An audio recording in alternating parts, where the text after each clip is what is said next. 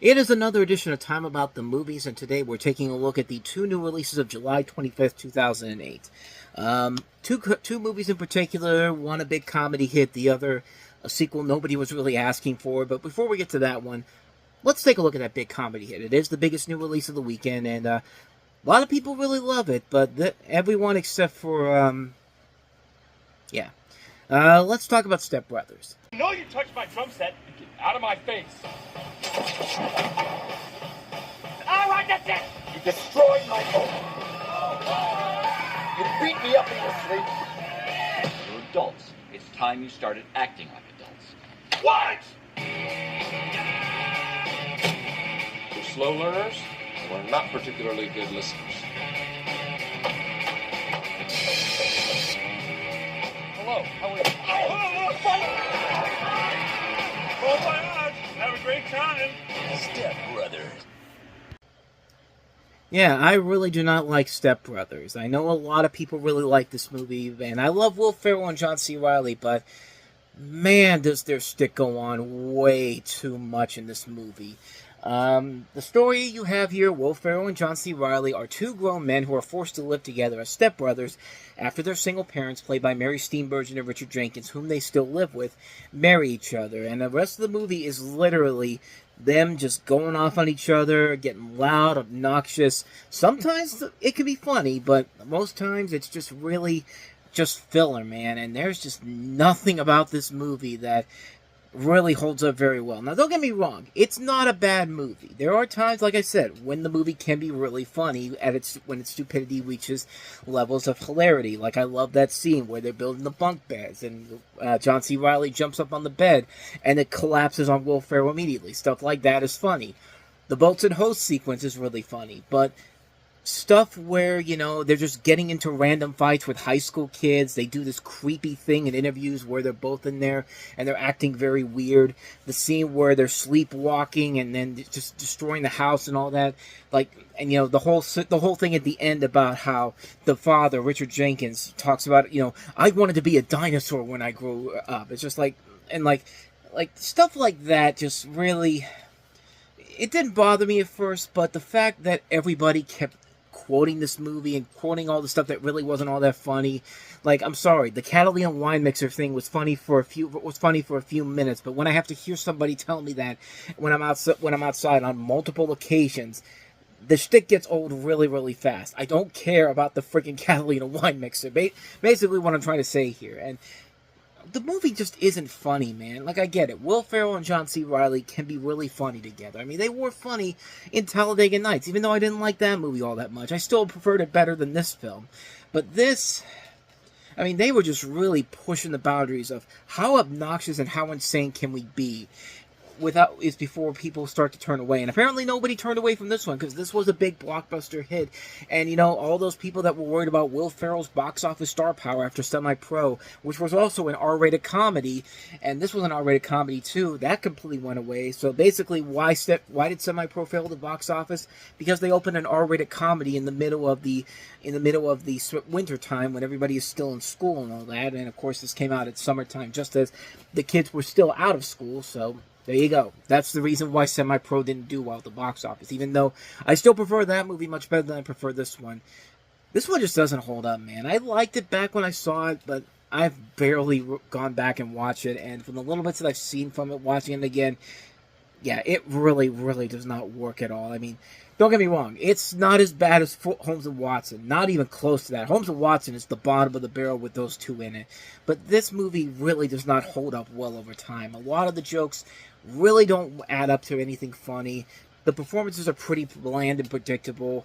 I mean, there's nothing really that funny about it. I mean, I tried to laugh, and it just wasn't working for me. It's a film that really is just a middling, lackluster film that isn't as good as some of the other funnier comedies that we were getting around that time. But we were getting much better comedies across the board here. Pineapple Express is a much better movie than this. Tropic Thunder is a much better movie than this. Forgetting Sarah Marshall is a much better movie than this. Baby Mama and What Happens in Vegas are much better movies than this movie is. Like, this movie just does not hold up well over time at all, man. I've tried to give it a fair shot, but yeah, it does not hold up well at all. It's a film that really is not that funny.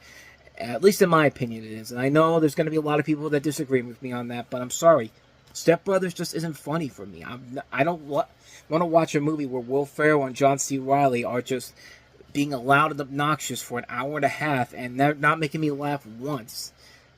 Yeah, I didn't like the movie. I really did not like this film anymore. I do not like this film. I think that Adam McKay has done a whole lot better as a director. This definitely is not one of his better movies, so there you go. I look forward to all your hate comments down below. Bring it on. But, yeah, I did not like Step Brothers. So, but here's a movie we can all agree is pretty bad. Let's go ahead and take a look at the last one we have here, which is The X-Files. I Want to Believe.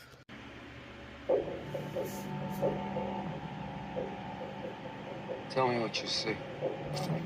See eyes staring out.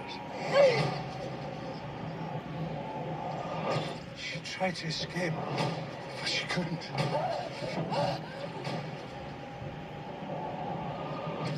She's out there. I know it.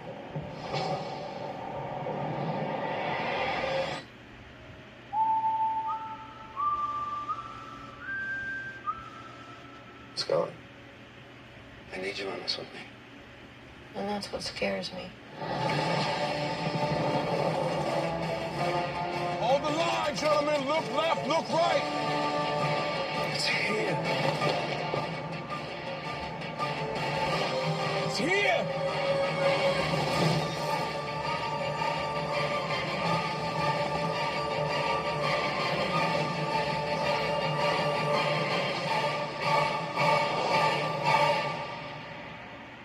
So you believe in these kind of things? Let's just say I want to believe.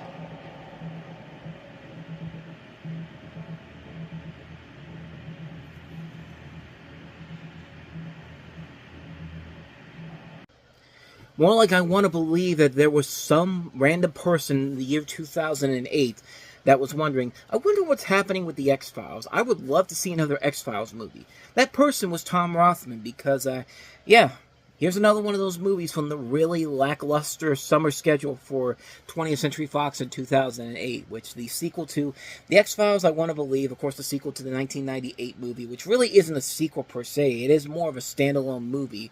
But then again, it's a standalone stories were probably one of the better episodes, were mostly the better episodes of the X-Files themselves. But unlike the first film, the plot does not focus on the series' ongoing extraterrestrial-based themes, but instead works a standalone thriller horror story, like many of the Monster of the Week series episodes during the show itself, as well as focusing on the personal relationship between David Duchovny and Gillian Anderson's Mulder and Scully.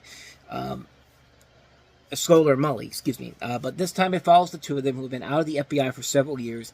Living in isolation is Mulder, and Scully has been working as a doctor at a Catholic hospital where she formed a bond with a critically ill child patient. When an FBI agent is mysteriously kidnapped and a former Catholic priest who's been convicted of pedophilia claims to be experiencing psychic visions of the endangered agents, Scully is asked to bring Mulder back into the Bureau to consult on the cases because of his work with psychics. The narrative goes through the push and pull of his at first reluctant involvement in Scully's attempts to stay out of it. And really the biggest problem with the movie is that unlike the first film, this film really did feel like it was forced. And like Fox had literally nothing else and had to convince Duchovny and Anderson to come back for a less than spectacular film that quite literally almost killed this franchise. I mean, nobody gave a shit about this movie when it came out. It came and went, it flopped. And yeah, it was not a hit critically, and it just made people go, why the hell did you even bother to make this movie now? Like, who gave a crap about the X-Files in 2008? Like, what person out there cared about the X-Files so much that they wanted to see a new movie after all these years? And it'd be cool if they had something interesting to do, there was something fun in that going on, but no, this really did not work at all. It's a film that really is bland, it's boring. I mean, it doesn't even feel like an X-Files movie at times. I remember one person saying that it felt more like an episode of CSI than an episode of The X-Files. And if you failed to make something look as something like the original X-Files, and when you think it's literally called The X-Files, and it's completely another show altogether, you have failed in your attempts to make a movie. And it's the same people who made the show. Chris Carter, Frank Spotnitz was one of the big writers on that show. They worked on this movie, so I don't know what happened. I really don't know what happened to to them to make this movie, and I just feel like it was rushed. It felt like it was a film that was rushed into production because, hey, Fox needed something for the summer of 2008, and when your schedule includes The Happening, What Happens in Vegas, Meet Dave, Space Chimps, and Mirrors, this is supposed to be your big marquee film, I guess. I don't know, but and coincidentally, falling on a year after the Simpsons movie came out, so maybe that's the reason why they went with this instead of, doing something that actually was something on the levels of the Simpsons movie, where people were waiting for that. I mean, a 24 movie would have made much more sense. A Family Guy movie would have made much more sense. Like, not the X-Files, not 6 years after the show had ended. And like I said, it literally killed the X-Files for a little bit before we eventually got those revival seasons in the teens, which brought it back to life, at least for the first season. The second season, not so much, but yeah, I don't know. Like, to me, this really felt like a wasted opportunity on so many levels. It just felt like it was a pointless, let's bring them back in here, let's make a quick cash grab on this, and hopefully we can sucker people into here, which that did not work out in their favors whatsoever, because, yeah, nobody cared about this movie at this point in time. Nobody wanted to see these two get back together again. And this film became largely forgotten, and obviously you could see why. It's not even an X-Files movie per se, even though it has the X-Files in the title. So yeah, needless to say, you can go ahead and skip the X-Files, I want to believe. And I want to believe that somebody at Fox got their asses handed to them when they said, let's greenlight this movie, because yeah, this thing sucks. And so with all that said, we wrap up another edition of Time About the Movies, and what the hell happened to the summer of 2008? We were on a high note, and now we're heading into these lesser movies, and that trend continues into next week, where we have a couple of movies that were not memorable at all.